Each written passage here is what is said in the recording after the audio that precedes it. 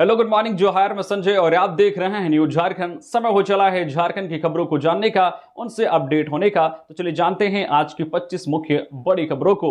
उससे पहले अगर आप न्यूज झारखंड चैनल को सब्सक्राइब नहीं किए हैं तो प्लीज चैनल को सब्सक्राइब करके बेल आइकन प्रेस कर लीजिए। तो चलिए शुरुआत करते हैं आज की पहली और महत्वपूर्ण बड़ी खबरों से। झारखंड में मैया सम्मान योजना का शुरू होगा नया आवेदन, दूर होगी गड़बड़ियां, महिलाओं के खाते में आएंगे पैसे। झारखंड की हेमंत सोरेन सरकार की महत्वाकांक्षी योजना मैया सम्मान योजना में सामने आई गड़बड़ी के बाद वो महिलाएं परेशान हैं जिन्होंने अब तक इसके लिए आवेदन नहीं किया है। उन्हें समझ नहीं आ रहा है कि वे आवेदन कहां करें। सरकार ने प्रज्ञा केंद्रों के साथ करार को रद्द कर दिया, इसलिए प्रज्ञा केंद्र से अब मैया सम्मान योजना के लिए आवेदन नहीं कर सकते। गड़बड़ी सामने आने के बाद मैया सम्मान योजना के लिए अलग पोर्टल लॉन्च किया गया है। सामाजिक सुरक्षा कोषांग झारखंड की नई गाइडलाइन के अनुसार सीओ वीडियो को लॉगिन दिया जाएगा। जब तक अधिकारियों को लॉगिन आईडी नहीं दिया जा रहा तब तक पुराने पोर्टल पर ही काम शुरू करने की तैयारी चल रही है। मैया सम्मान योजना के पुराने पोर्टल को भी खोलने की तैयारी चल रही है ताकि पुराने लाभुकों के आवेदन में हुई त्रुटियों को सुधारा जा सके, नए सिरे से महिलाएं आवेदन भी कर सके।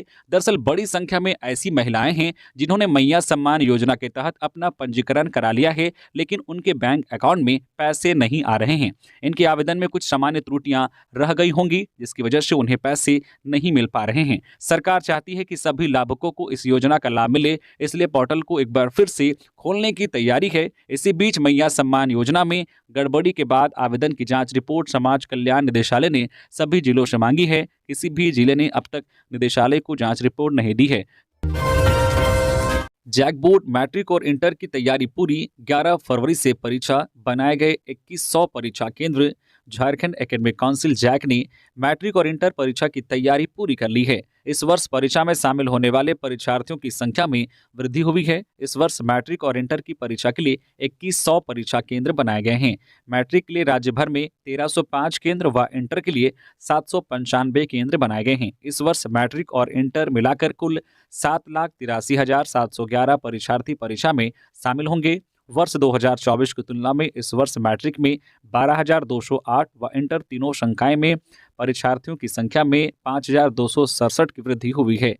जैक ने 10वीं और 12वीं की बोर्ड परीक्षाओं की तारीखों की घोषणा पहले ही कर दी है। यह परीक्षाएं 11 फरवरी 2025 से शुरू होकर 3 मार्च 2025 को समाप्त होंगी। अज्ञात वाहन ने ओमनी कार में मारी टक्कर, 3 की मौत। गिरिडीह में मकर संक्रांति मेले से लौट रहे थे तीनों, आइसक्रीम बेचकर आ रहे थे घर। झारखंड के गिरिडीह में एक दर्दनाक सड़क हादसे ने 3 परिवारों की खुशियां छीन ली है। बुधवार की देर रात गिरिडीह डुमरी मुख्य मार्ग पर अज्ञात वाहन ने एक ओमनी वैन में टक्कर मार दी। इस वाहन में वैन सवार तीनों युवकों की मौके पर ही मौत हो गई। हादसा मधुबन थाना क्षेत्र के कर्मा कुसमा के पास हुआ। तीनों युवक आइसक्रीम विक्रेता थे और मकर संक्रांति के मौके पर पारसनाथ पर्वत में आयोजित मेले से घर वापस लौट रहे थे। इसी दौरान यह हादसा हुई। मृतकों की पहचान निमिया घाट थाना क्षेत्र के रांगामाटी निवासी देवचंद साव, भानु कुमार और घनश्याम साव के रूप में हुई है। तीनों युवक मारुति ओमनी वैन से मेले में आइसक्रीम बेचने गए थे और काम समाप्त कर अपने गांव लौट रहे थे। दुर्घटना इतनी भीषण थी कि तीनों युवकों की मौके पर ही मौत हो गई। सूचना मिलते ही पुलिस मौके पर पहुंची और शव को पोस्टमार्टम के लिए सदर अस्पताल भिजवाया। पुलिस मामले की जांच कर रही है और अज्ञात वाहन की तलाश जारी है। पद्म भूषण कड़िया मुंडा को एयर एम्बुलेंस से भेजा गया दिल्ली एम्स। पिछले 10 दिनों से रांची में करा रहे थे इलाज। राजधानी रांची के मेडिका अस्पताल में इलाजरत भाजपा के वरिष्ठ नेता और लोकसभा के पूर्व उपाध्यक्ष कड़िया मुंडा को बेहतर इलाज के लिए एयर एम्बुलेंस से दिल्ली एम्स भेजा गया है। मेडिका में करीब 10 दिनों से भर्ती कड़िया मुंडा के स्वास्थ्य में धीमे सुधार को देखते हुए गुरुवार को उन्हें दिल्ली एम्स भेजने का निर्णय लिया गया। झारखंड बीजेपी ने कड़िया मुंडा के लिए एयर एम्बुलेंस की व्यवस्था करते हुए दोपहर में उन्हें रवाना किया। भाजपा अनुसूचित जनजाति मोर्चा के प्रदेश अध्यक्ष शिवशंकर उरांव ने पार्टी की ओर से समुचित व्यवस्था करते हुए उन्हें रांची एयरपोर्ट तक लाया और दिल्ली के लिए एयर एम्बुलेंस से रवाना किया। मीडिया कर्मियों से बात करते हुए शिवशंकर उरांव ने कहा है कि कड़िया मुंडा झारखंड में भारतीय जनता पार्टी को स्थापित करने में महत्वपूर्ण भूमिका निभाई है। वे पिछले 10 दिनों से बीमार होने के कारण मेडिका में भर्ती थे। उनके बेहतर इलाज के लिए दिल्ली एम्स भेजा गया है। इसकी जिम्मेदारी हमारे नेता जुएल उरांव ने हमें दी थी। हमें उम्मीद है कि दिल्ली एम्स में बेहतर इलाज कराने के बाद वे जल्द लौटेंगे और उनका मार्गदर्शन हमें और पार्टी को मिलता रहेगा। झारखंड में ठंड का असर कब होगा खत्म, मौसम विभाग ने दी जानकारी। जानिए अगले 5 दिनों तक कैसा रहेगा मौसम का मिजाज। उत्तर भारत में लगातार हो रही बर्फबारी और वहां से आ रही ठंडी हवाओं का असर झारखंड पर भी पड़ रहा है। मौसम विभाग की माने तो अगले 5 दिनों के न्यूनतम तापमान में बढ़ोतरी की संभावना जताई है। वहीं अगर आज के मौसम की बात करें तो राज्य में कहीं कहीं पर हल्के से मध्यम दर्जे का कोहरा छाया रहेगा। इसके बाद आंशिक रूप से बादल छाए रहेंगे। रांची स्थित मौसम विज्ञान केंद्र का कहना है कि सुबह में कोहरा और बादल रहने के कारण कनकनी रहेगी, लेकिन फरवरी के पहले हफ्ता से ठंड का असर लगभग समाप्त होने की उम्मीद है। वहीं अगर अगले 5 दिनों की मौसम की बात करें तो मौसम केंद्र के प्रमुख अभिषेक आनंद ने बताया है कि आने वाले अगले 5 दिनों तक झारखंड में मौसम का मिजाज कैसा रहेगा। उन्होंने बताया कि 5 दिन तक झारखंड में न्यूनतम तापमान में कोई बड़ा बदलाव होने की संभावना नहीं है। उन्होंने कहा है कि आज 17 जनवरी को राज्य में कहीं कहीं हल्के से मध्यम दर्जे का कोहरा रह सकता है। इसके बाद आसमान में बादल छाए रह सकते हैं। मौसम वैज्ञानिक ने कहा है कि 18 जनवरी को झारखंड में सुबह में कोहरा या धुंध छाया रहेगा। इसके बाद आसमान साफ हो जाएगा। 19 जनवरी को भी झारखंड में सुबह में कोहरा छाए रहने का अनुमान मौसम विभाग की ओर से जारी किया गया है। मौसम वैज्ञानिक ने कहा है कि 19 जनवरी को सुबह में कोहरा या धुंध और बाद में आसमान साफ रहेगा। वही 20 जनवरी 2025 के मौसम की बात करें तो इस दिन सुबह में कोहरा या धुंध छाया रह सकता है, बाद में आसमान साफ हो जाएगा। वही 21 जनवरी को आंशिक बादल छाए रहने की उम्मीद है, हालांकि सुबह में कोहरा या धुंध भी रहेगा। बजट से पहले केंद्रीय कर्मचारियों को बड़ा तोहफा, 8वें वेतन आयोग के गठन को मंजूरी। केंद्र सरकार ने केंद्रीय कर्मचारियों को बजट 2025 से पहले गुरुवार को बड़ी खुशखबरी दी है। दरअसल मोदी सरकार ने 8वें वेतन आयोग के गठन की मंजूरी दे दी है। प्रधानमंत्री नरेंद्र मोदी के नेतृत्व वाली सरकार ने 8वें वेतन आयोग के गठन का फैसला ऐसे वक्त में लिया है जब केंद्रीय कर्मचारियों और पेंशनर्स का महंगाई भत्ता बढ़कर 53% तक पहुंच चुका है। केंद्रीय कर्मचारी और पेंशनर्स को लंबे समय से इस राहत की उम्मीद थी। हालांकि अब तक जब भी संसद में नए वेतन आयोग को लागू किए जाने से संबंधित सवाल पूछे गए थे तो सरकार इस तरह का कोई प्रपोजल ना आने की बात करती नजर आई थी, लेकिन अब अचानक सरकार ने 8वां वेतन आयोग लागू करने के लिए रास्ता साफ करते हुए केंद्रीय कर्मचारियों को तोहफा दिया है। सुपर स्पेशलिटी अस्पताल में बढ़ाई जाएगी MBBS की सीटें। स्वास्थ्य मंत्री इरफान अंसारी पहुंचे धनबाद के Shaheed Nirmal Mahato medical college and hospital में स्वास्थ्य सेवाओं में बड़ा सुधार होने जा रहा है। गुरुवार को स्वास्थ्य मंत्री इरफान अंसारी ने अस्पताल का दौरा किया और कई महत्वपूर्ण घोषणाएं की। मंत्री ने super speciality building, PG block और कैथ लैब का निरीक्षण किया। उन्होंने पैरामेडिकल, GNM नर्सिंग और MBBS के छात्रों की समस्याएं सुनी और उन्हें जल्द समाधान का आश्वासन दिया। अस्पताल प्रशासन के साथ हुई बैठक में कई महत्वपूर्ण निर्णय लिए गए। सत्र 2026 से सुपर स्पेशलिटी अस्पताल में MBBS की सीटें 100 से बढ़ाकर 150 की जाएंगी। सुपर स्पेशलिटी विभाग में निजी प्रैक्टिस कर रहे विशेषज्ञ चिकित्सकों को अनुबंध पर नियुक्त किया जाएगा, जिसके बाद स्थायी नियुक्तियां भी होंगी।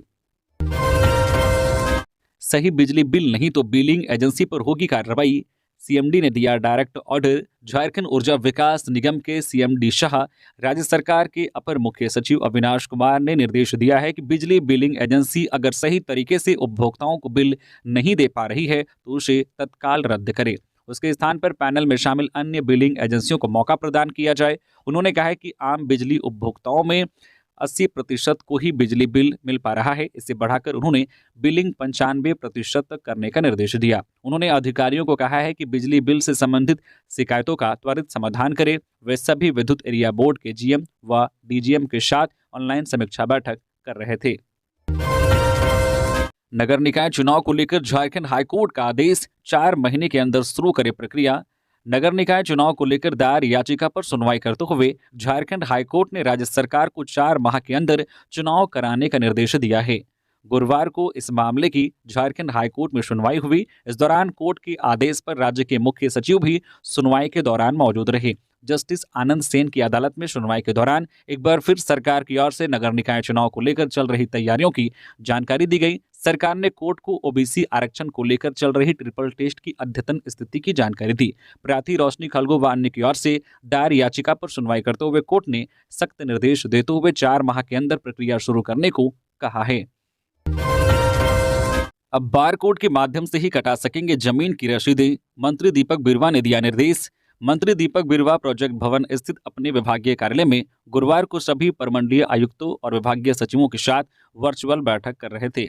इस दौरान भू राजस्व मंत्री दीपक बिरुवा ने कहा कि जमीन संबंधित मुद्दों पर आमजनों की सुविधा को ध्यान में रखते हुए राजस्व संग्रहण किया जाए, इसलिए म्यूटेशन समेत अन्य जमीन संबंधित कार्यों को राइट टू सर्विस एक्ट के दायरे में लाएं। अधिकारी ऐसे कार्यों को ससमय पूरा कराने की दिशा में काम करें ताकि आमजनों को बेहतर सुविधा मिल सके और सरकार को राजस्व संग्रहण वृद्धि हो सके। दीपक बिरुवा ने कहा कि अपनी ही जमीन की रसीद कटवाने के लिए भी लोगों को कचहरी और कर्मचारियों के कार्यालय का चक्कर लगाना पड़ता है, इसलिए अब राज्यवासियों को बार कोड की सुविधा मिलेगी। इसके माध्यम से लोग मोबाइल से ही अपनी जमीन की रसीद कटा सकेंगे। विभाग इस पर आगे की कार्रवाई करेगा। उन्होंने कहा कि बार कोड के जरिए रसीद कटने पर लोगों को रसीद कटवाने के लिए यहां वहां जाने की जरूरत नहीं होगी। 10,000 से ऊपर बिजली बिल बकायादारों की कटेगी बिजली। बिजली बकाया बिल वसूली की कयावत शुरू। वित्तीय कमी से जूझ रहे झारखंड बिजली वितरण निगम लिमिटेड ने चालू वित्तीय वर्ष की आखिरी तिमाही में राजस्व संग्रहण पर जोर दिया है। इसके तहत जेबीवीएनएल ने 10,000 रुपए से अधिक के बिजली बकाया रखने वालों पर कार्रवाई करते हुए लाइन काटने का निर्देश दिया है। इसके अलावा बड़े बकायेदार, खासकर कॉमर्शियल, कंज्यूमर और सरकारी विभागों के ऊपर बकाया राशि को भी वसूलने का निर्णय लिया गया है। एचईसी के ऊपर 450 करोड़ रुपए बकाया है। इसके लिए जेबीवीएनएल ने नोटिस भेजकर जल्द भुगतान करने की चेतावनी दी है। रांची विद्युत प्रक्षेत्र के महाप्रबंधक मनमोहन कुमार कहते हैं कि घरेलू उपभोक्ताओं के पुराने बिजली माफ होने के बाद अब ज्यादातर शहरी क्षेत्र में ही कुछ बड़े बिजली बिल बकायेदार हैं, जिनके ऊपर लगातार कार्रवाई की जा रही है। बागमारा डीएसपी पर हुए हमले का मुख्य आरोपी गिरफ्तार। भाई की निशानदेही पर मार्केट से पिस्टल, गोली व बम बरामद, 7 गए जेल। धनबाद के धर्माबांध में हिंसक झड़प और बागमारा एसडीपीओ पर हुए हमले में पुलिस ने मुख्य आरोपी कारू यादव को जमुई, बिहार से गिरफ्तार कर लिया है। वहीं कारू के भाई वीरेंद्र यादव उर्फ बिल्लू सहित 7 आरोपियों को पूछताछ के बाद पुलिस ने कोर्ट में प्रस्तुत किया। कोर्ट ने सभी को जेल भेज दिया। ग्रामीण एसपी कपिल चौधरी ने बताया कि मुख्य आरोपी कारू के भाई बिल्लू को बोकारो से गिरफ्तार किया गया। उसकी निशानदेही पर पुलिस ने खरखरी बड़ा तालाब के पास कारू यादव के ऋतु मार्केट में स्थित रमन विश्वकर्मा उर्फ शशि की दुकान में छापेमारी की। छापेमारी में पुलिस को देसी पिस्टल, 5 जिंदा गोली और बम मिले। बरामदगी को लेकर अलग से प्राथमिकी दर्ज की गई है। दरअसल 9 जनवरी को धर्माबांध स्थित हिलटॉप आउटसोर्सिंग में बाउंड्री वॉल निर्माण की सूचना पर रैयतों ने मौके पर पहुंच विरोध शुरू किया।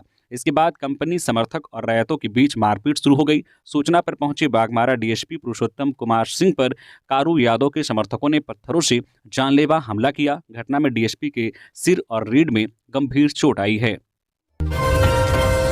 शिक्षकों के लिए खुशखबरी। नई प्रमोशन नियमावली को लॉ डिपार्टमेंट से मिली हरी झंडी। प्राथमिक शिक्षकों की प्रोन्नति को लेकर गठित की जा रही नई नियमावली पर विधि विभाग ने अपनी स्वीकृति प्रदान कर दी है। स्कूली शिक्षा एवं साक्षरता विभाग ने इस पर वित्त और कार्मिक विभाग की स्वीकृति के लिए प्रस्ताव आगे बढ़ा दिया है। दोनों विभागों की स्वीकृति के बाद प्रस्ताव कैबिनेट को भेजा जाएगा। राज्य गठन के बाद राज्य में प्राथमिक शिक्षकों की प्रोन्नति के लिए पहली बार नियमावली गठित की जा रही है। इससे पहले प्राथमिक शिक्षकों की प्रोन्नति वर्ष 1993 में संयुक्त विहार में गठित नियमावली के तहत की जा रही थी। हजारीबाग में 2 फरवरी को 101 जोड़ों का सामूहिक विवाह। सांसद मनीष जायसवाल करेंगे आयोजन। हजारीबाग में एक बार फिर सामूहिक विवाह का भव्य आयोजन होने जा रहा है। सांसद मनीष जायसवाल की पहल पर 2 फरवरी को 101 जोड़ों का सामूहिक विवाह समारोह आयोजित किया जाएगा। यह कार्यक्रम करजन ग्राउंड में होगा, जिसका सांसद ने गुरुवार को निरीक्षण किया। पिछले साल 25 जोड़ों की शादी कराने वाले सांसद जायसवाल ने इस बार कार्यक्रम को और बड़ा रूप दिया है। उन्होंने स्पष्ट किया है कि आयोजन समाज के आर्थिक रूप से कमजोर वर्ग के लिए है, जिसमें जाति का कोई बंधन नहीं है। इस पहल का मुख्य उद्देश्य उन परिवारों की मदद करना है जो आर्थिक तंगी के कारण अपनी बेटियों की शादी धूमधाम से नहीं कर पाते। कार्यक्रम में नवविवाहित जोड़ों को घर गृहस्थी का सामान भी दिया जाएगा। पिछले साल की तरह इस बार भी नए जोड़ों को रोजगार से जोड़ने की व्यवस्था की जाएगी। झारखंड मंत्रालय में पहली बार सरना विधि विधान से हुई पूजा। पहान के साथ मंत्री चमरालिंडा ने पूरा किया आदिवासी अनुष्ठान। सरना पूजा पद्धति से गुरुवार को पहान ने झारखंड मंत्रालय में पूजा की। पहान द्वारा की जा रही पूजा में मंत्री चमरालिंडा भी बैठे। चर्चा है कि शायद झारखंड के इतिहास में पहली बार मुख्यमंत्री और मंत्री बैठने वाले झारखंड मंत्रालय में आदिवासी के सरना पद्धति से पूजा हुई है। दरअसल गुरुवार को अनुसूचित जनजाति, अनुसूचित जाति और पिछड़ा वर्ग कल्याण मंत्री चमरालिंडा के कार्यालय का शुभारंभ हो रहा था। मंत्री पहली बार गुरुवार को अपने चैम्बर पहुंचे थे। इस मौके पर सरना पद्धति से पूजा की गई। साइबर ठग ने जियो गूगल अधिकारी बनकर की धोखाधड़ी, रिश्तेदार के यहां घूमने आया आरोपी धनबाद से गिरफ्तार। धनबाद साइबर पुलिस ने एक बड़ी सफलता हासिल करते हुए साइबर ठग कैलाश दास को तेतुलमारी से गिरफ्तार किया है। डीएसपी साइबर संजीव कुमार के अनुसार आरोपी खुद को जियो, गूगल और फोन पे जैसी बड़ी कंपनियों का अधिकारी बताकर लोगों को संदिग्ध लिंक भेजकर ठगी करता था। जांच में पता चला है कि आरोपी मधुपुर देवघर का रहने वाला है और वह अपने एक रिश्तेदार के यहाँ घूमने आया था। पुलिस ने प्रतिबंधित ऐप की सहायता से उसे धर दबोचा। आरोपी ने असम के एक व्यक्ति से 1999 रुपए की ठगी की थी, जिसका प्रमाण पुलिस को मिला है। पुलिस ने आरोपी के पास से एक मोबाइल फोन और 2 सिम कार्ड बरामद किए हैं। हजारीबाग सदर के पूर्व एसडीओ अशोक कुमार पर कसा जांच का शिकंजा, अब मामले में डीजीपी ने लिया संज्ञान। हजारीबाग तत्कालीन एसडीओ अशोक कुमार के साले राजू कुमार गुप्ता के आवेदन पर डीजीपी अनुराग गुप्ता ने संज्ञान लिया है। उन्होंने हजारीबाग रेंज के डीआईजी को पत्र लिखकर इस मामले की समीक्षा कर आगे की कार्रवाई करने का निर्देश दिया है। हजारीबाग सदर के तत्कालीन एसडीओ अशोक कुमार पर उनकी पत्नी अनीता देवी को जिंदा जलाकर मारने का आरोप है। झारखंड के डीजीपी ने तत्कालीन एसडीओ अशोक कुमार के साले राजू कुमार गुप्ता के आवेदन पर संज्ञान लिया है। इसके बाद अशोक कुमार पर जांच का शिकंजा कसने वाला है। पूर्व में मृतका के भाई राजू कुमार गुप्ता ने लोहसिंगना थाना में आवेदन देकर एसडीओ पर जलाकर मारने का आरोप लगाया था। झारखंड ऊर्जा विकास कार्मिक संघ ने की महाप्रबंधक से मुलाकात, सौंपा ज्ञापन। झारखंड ऊर्जा विकास कार्मिक संघ के एक प्रतिनिधिमंडल ने गुरुवार को संघ के केंद्रीय अध्यक्ष अजय राय के नेतृत्व में विद्युत आपूर्ति क्षेत्र रांची के महाप्रबंधक तकनीकी से मुलाकात की। प्रतिनिधिमंडल ने महाप्रबंधक मनमोहन कुमार से मुलाकात कर अवैध बहाली और कार्मिकों के अधिकारों की रक्षा के लिए तत्काल कार्रवाई की मांग की। इस दौरान संघ ने महाप्रबंधक को एक लिखित ज्ञापन भी सौंपा। इस पर महाप्रबंधक ने प्रतिनिधिमंडल को आश्वासन दिया है कि गुमला अधीक्षण अभियंता के माध्यम से पूरे मामले की जांच कराई जाएगी। उन्होंने कहा है कि जांच में दोषी पाए जाने वाले के खिलाफ कार्रवाई भी होगी। जानकारी हो कि संघ का आरोप है कि गुमला और सिमडेगा डिवीजन में बिना नई सीट आवंटन के अवैध तरीके से मानव दिवस कर्मियों की बहाली की गई है। इस मामले में संघ ने कई गंभीर सवाल उठाए हैं।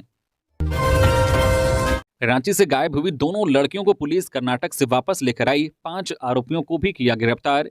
रांची के हिंदपीढ़ी से गायब 2 लड़कियों को रांची पुलिस ने कर्नाटक से बरामद कर लिया है। दोनों लड़कियों को लेकर पुलिस रांची भी आ गई है। गुरुवार को रांची एसएसपी चंदन सिन्हा की तरफ से इस मामले में प्रेस कॉन्फ्रेंस किया गया, जिसमें उन्होंने बताया कि दोनों बहनों में बड़ी बहन रहनुमा परवीन के प्रेमी के बहकावे में आकर दोनों लड़कियों ने अपहरण की झूठी कहानी में लड़के का साथ दिया। इस मामले में 5 लड़कों की गिरफ्तारी हुई है, जिसमें मोहम्मद इस्माइल उम्र 24 वर्षीय, जुनैद आलम 20 वर्षीय, मजहर आलम 25 वर्षीय, इमरान खान 20 वर्षीय, कासिद फिरोज 25 वर्षीय शामिल हैं। एसएसपी ने बताया कि लड़कियों से अभी ज़्यादा पूछताछ नहीं हो सकी है क्योंकि वह शौक में है। उनकी मानसिक स्थिति जैसे ही ठीक होती है उनसे विस्तार से बात की जाएगी।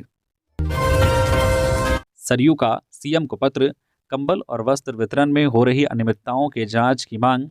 जदयू विधायक सरयू राय ने सीएम हेमंत सोरेन को पत्र लिखा है। पत्र में कहा है कि वित्तीय वर्ष 2024-25 के लिए राज्य के सभी 24 जिलों में कुल मिलाकर 9,20,245 कंबल की आपूर्ति का आदेश ओम शक्ति टेक्सटाइल पानीपत हरियाणा और बिहारी लाल चौधरी ट्रेडलिंग प्राइवेट लिमिटेड धनबाद को दिया गया है। विभिन्न जिलों में कंबल की आपूर्ति की अंतिम तिथि 11 जनवरी 2025 रखी गई है।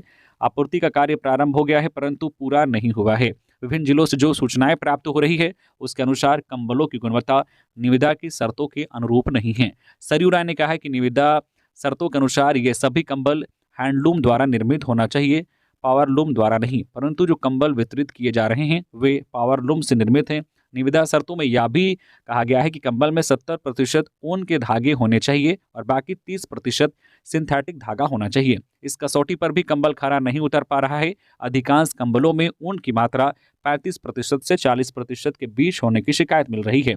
इसके साथ ही शेष जो है सिंथेटिक धागा पॉलिएस्टर का होना चाहिए और धागा नया होना चाहिए, परंतु वितरित किए जा रहे कंबलों में पॉलिएस्टर का नहीं बल्कि पुराने कपड़ों का धागा लगाया गया है। बिहार से पकड़े गए शराब दुकान के लुटेरे, गोड्डा में 82,000 की शराब और 72,000 नगद की हुई लूट, 2 का क्रिमिनल रिकॉर्ड। झारखंड के गोड्डा जिले में 5 जनवरी को हुई सरकारी शराब दुकान की लूट के मामले में पुलिस ने बड़ी कार्रवाई की है। पुलिस ने बिहार से 4 आरोपियों को गिरफ्तार किया है। जिनमें 2 के खिलाफ पहले से आपराधिक मामले दर्ज हैं। पत्थरगामा थाना क्षेत्र के राजौन मोड़ पर स्थित सरकारी शराब दुकान से अपराधियों ने 82,000 रुपए की शराब, 72,000 रुपए नगद और एक ग्लैमर बाइक लूटी थी। गोड्डा एसडीपीओ अशोक रविदास के नेतृत्व में पत्थरगामा, बसंत राय नगर और मुफस्सिल थाना की पुलिस ने संयुक्त अभियान चलाकर आरोपियों को पकड़ा है।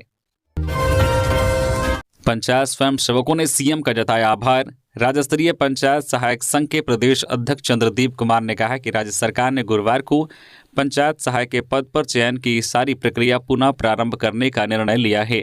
इससे पंचायत स्वयं सेवकों में खुशी है। इसके लिए उन्होंने मुख्यमंत्री हेमंत सोरेन, ग्रामीण विकास मंत्री दीपिका पांडे सिंह, पंचायती राज के निदेशक निशा उरांव के प्रति आभार जताया है। ज्ञात हो कि 10 माह से पंचायत सहायकों के चयन की प्रक्रिया रुकी हुई थी। सरकार ने उन्हें प्रत्येक महीना 2500 रुपये मानदेय देने की घोषणा की थी, जो रुका हुआ है। उन्होंने उम्मीद जताई है कि सरकार पंचायत सहायकों को लाभ देने की प्रक्रिया जल्द पूरी करेगी।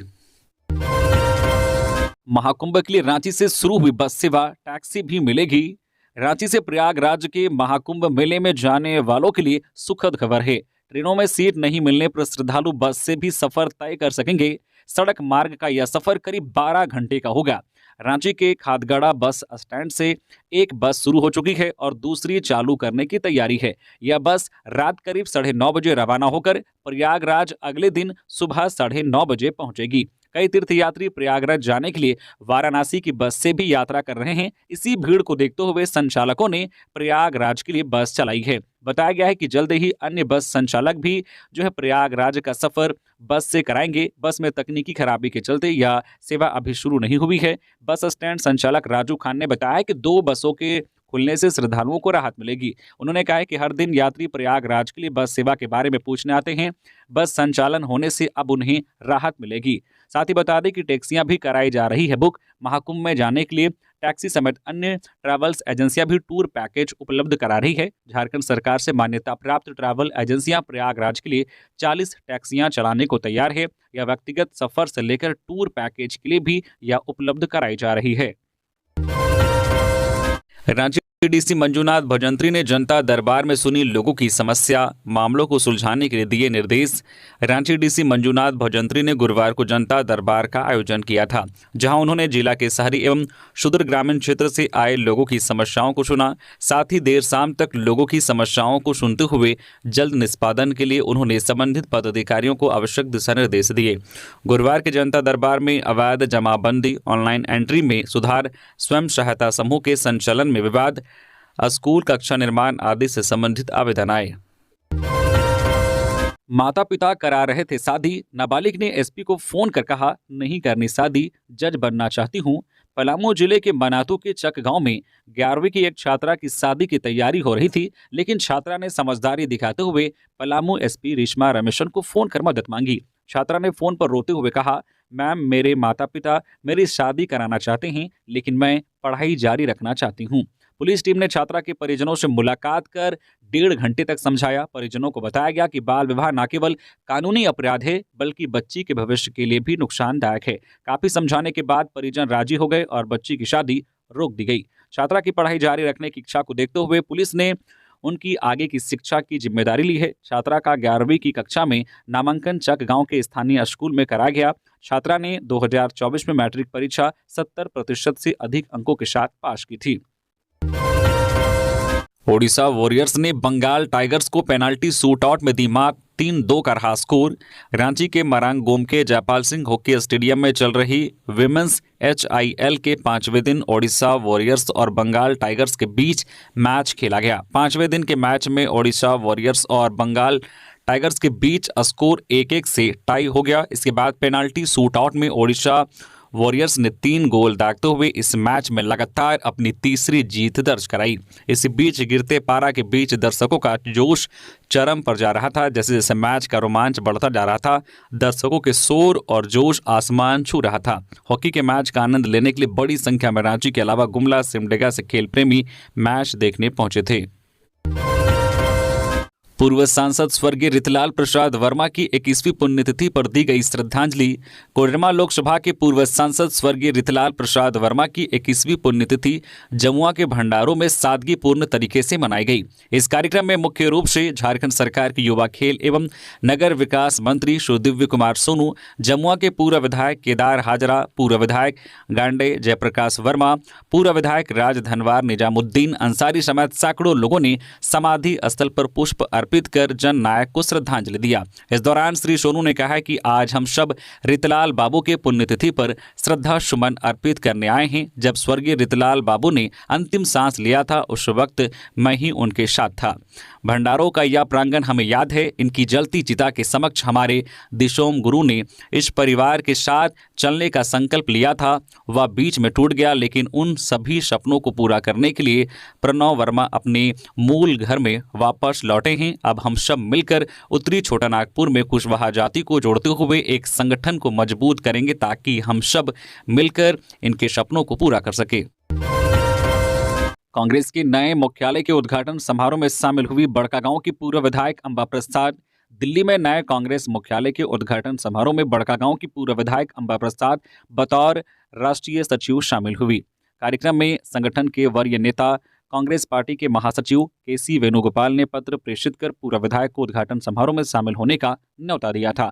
अंबा प्रसाद ने इस अवसर पर कहा कि आज इंदिरा भवन के नाम से कांग्रेस का स्थायी दफ्तर बनकर तैयार है और पूर्व प्रधानमंत्री महिलाओं के रोल मॉडल पहले प्रधानमंत्री इंदिरा गांधी के नाम पर भवन का नाम रखा गया है, जो कि हमारी पार्टी के महिलाओं के प्रति सम्मान और आधार की भावना को प्रदर्शित करती है। बताते चले कि कांग्रेस के नए भवन में बड़कागांव के पूर्व विधायक अखिल भारतीय कांग्रेस कमेटी की वर्तमान राष्ट्रीय सचिव अंबा प्रसाद का एक कार्यालय भी आवंटित किया गया है, जहां पार्टी की गतिविधियों से जुड़े संगठनात्मक कार्य किए जाएंगे।